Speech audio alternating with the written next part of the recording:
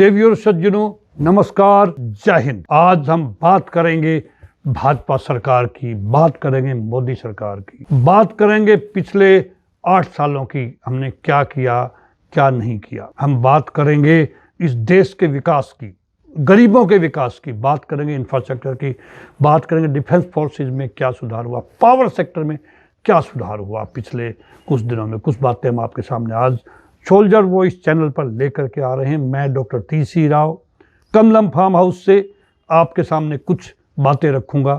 मुझे उम्मीद है कि आप इनको जरूर पसंद करेंगे, लाइक करें, आपको अच्छी लगे तो इनको आगे फॉरवर्ड भी करना। हमारी सरकार की प्रतिबद्धता है, हमारी सरकार में भाजपा सरकार की, और मैं भी भाजपा का हिस्सा हूं।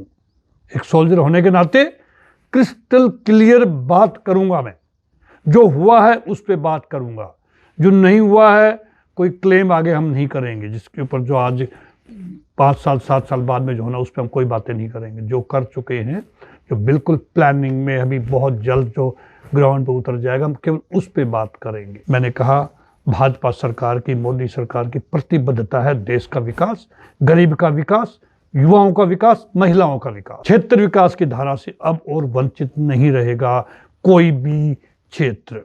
हर क्षेत्र में लोगों का बेहतर जीवन भारत की एकता और अखंडता को मजबूती देगा। हर लोग मिलकर काम करेंगे। भारत के लोकतंत्र में समाई शक्ति ही देश के विकास को नई ऊर्जा दे रही है, देशवासियों को नया विश्वास दे रही है। भारत में लोकतंत्र नित्य नूतन हो रहा है।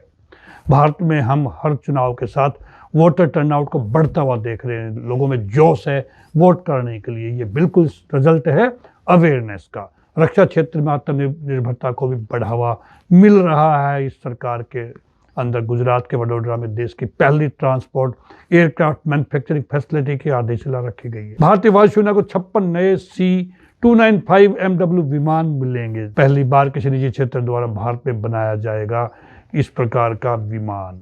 मेक इन इंडिया का संकल्प मजबूत होगा। रोजगार व अर्थव्यवस्था को प्रोत्साहन भी मिलेगा।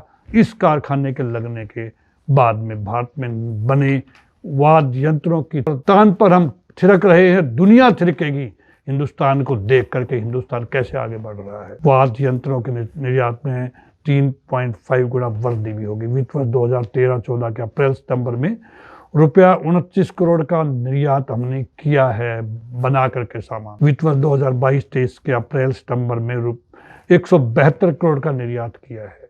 पिछले 8 वर्षों में सभी के प्रयासों की वजह से भारतीय स्टील इंडस्ट्री दुनिया की दूसरी सबसे बड़ी स्टील उत्पादक इंडस्ट्री बन गई। सरकार की PLI स्कीम से इसमें विस्तार के नए रास्ते तैयार हुए, नए रास्ते खुले हैं। आत्मनिर्भर भारत अभियान को मजबूती मिली है। अब झुग्गी में रहने वाले की मजबूरी नहीं, भारत सरकार से मिलेगा अपना पक्का मकान। उनके खास करके उत्थान में बहुत पहल की जा रही सरकार द्वारा। इन सिटू स्लम पुनर्वास योजना, जहाँ पे वो झुग्गी है वहीं पे उनको फ्लैट बनाने के देने की योजना के तहत कालकाजी में बने 3024 नए फ्लैटों का उद्घाटन और भूमिहीन कैंप के झुग्गी झोपड़ी निवासियों को चाबियां सौंपने का कार्यक्रम हो चुका है अभी तय। झुग्गी में रहने वालों का सपना पूरा हुआ है, वहीं पर अपना घर बना करके वो रहेंगे। उनका उन जमीन से प्यार हो जाता है। झुग्गी वासियों के लिए आधुनिक अर्बन इंफ्रास्ट्रक्चर मिले ताकि गरिमापूर्ण जीवन और आगे बढ़ने के अवसर मिले। उनके आगे आने वाली जनरेशन ठीक पढ़ाई कर सके, उनको रहने का स्तर उनका इम्प्रूव हो सके। फ्लैट छोटा जरूर है, 25 वर्ग मीटर में है, जिसमें 2 कमरे हैं, रसोई है, शौचालय है, स्नान घर है और हवादार बालकनी की सुविधा से युक्त है। यानी मॉडर्न सारी सुविधाएं उस छोटे से फ्लैट में देने की कोशिश की है। लिफ्ट और बच्चों के लिए पार्क की सुविधा भी वहाँ पे है ताकि बच्चे खेल सके। खुला माहौल है वहाँ पे। शौचालय और बागवानी के लिए वाटर ट्रीटमेंट की सुविधा भी वहाँ पे है।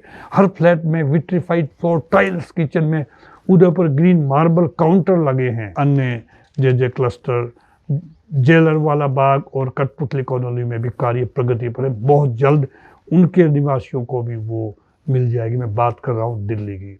आत्मनिर्भर कोयला क्षेत्र से नए भारत की प्रगति को मिल रही है गति। कोयले क्षेत्र में हम आत्मनिर्भर हो गए हैं। बाहर से कोयला इंपोर्ट करते थे, सब भारत सरकार ने उसको अभी रोक दिया है। हम अपने कोयले से काम चला रहे हैं।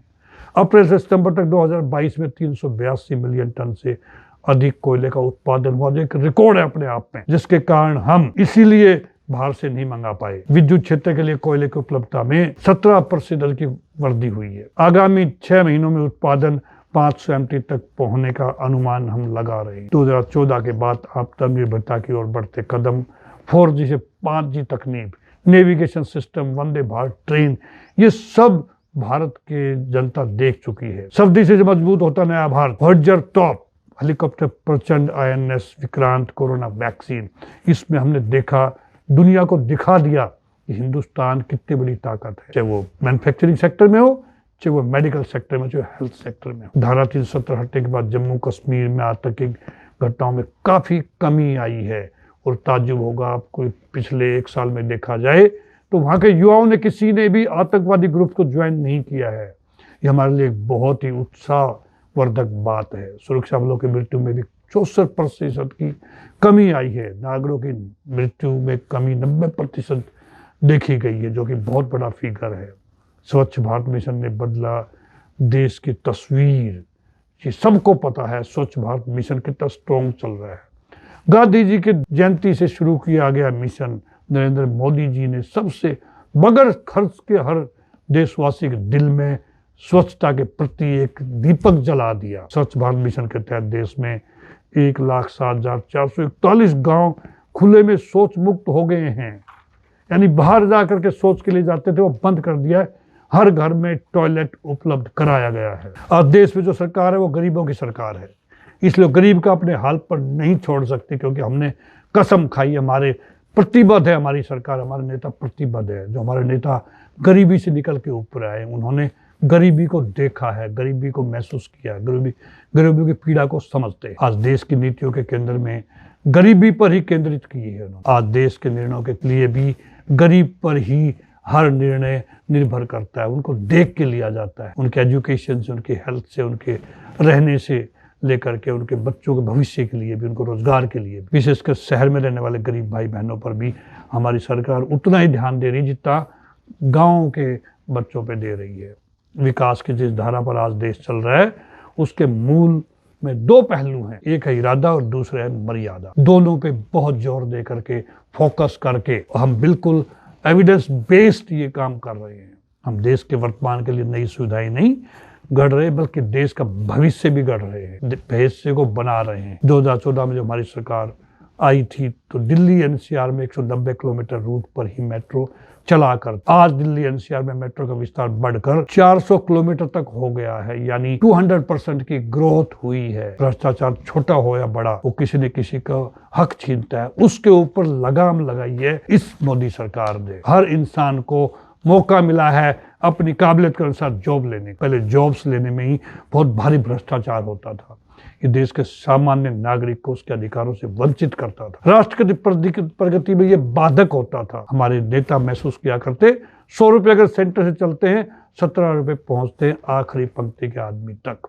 जो डायरेक्ट बेनिफिट स्कीम जो चलाई है, उस स्कीम ने तो लोगों का काया पलट कर दिया। 100 रुपया चलता है तो 100 रुपया ही नीचे उनके अकाउंट में पहुंच जाता है। बीच में जो खाते थे वो खत्म हो गए। मोदी सरकार में आज़ादी के बाद पहली बार 57 साल बाद अरुणाचल प्रदेश के विजयनगर गांव पहुंच गया है अभी LPG का गैस।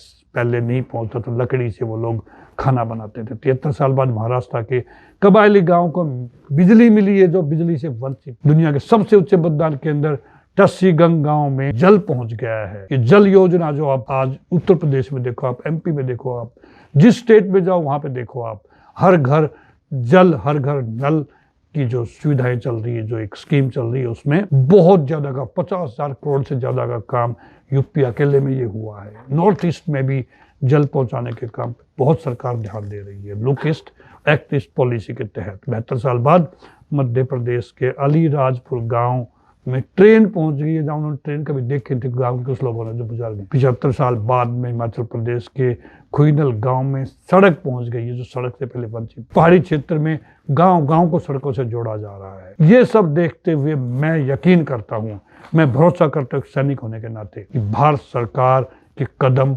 मजबूती से विकास की ओर बढ़ रहे हैं। पूरी दुनिया हमसे आज सीख के जा रही है। G20 की बात करें हम, अभी जो अभी एक समिट थी मिस्र के अंदर, खास करके जलवायु, उसमें कैसे 196 देशों ने हिंदुस्तान की हाँ में हाँ मिलाई है। हिंदुस्तान की जो प्लानिंग थी, जो उन्होंने इनको रोड मैप बना के दिया, उसको एक्सेप्ट किया उन्होंने। आगे बढ़ने के लिए उन्होंने कदम से कदम मिलाए हिंदुस्तान के साथ में। इन बातों के साथ मैं आपका धन्यवाद करता हूं। अगर दोस्तों ये वीडियो आपको पसंद आए, आप इसको शेयर जरूर करना, लाइक जरूर करना। जय हिंद, धन्यवाद।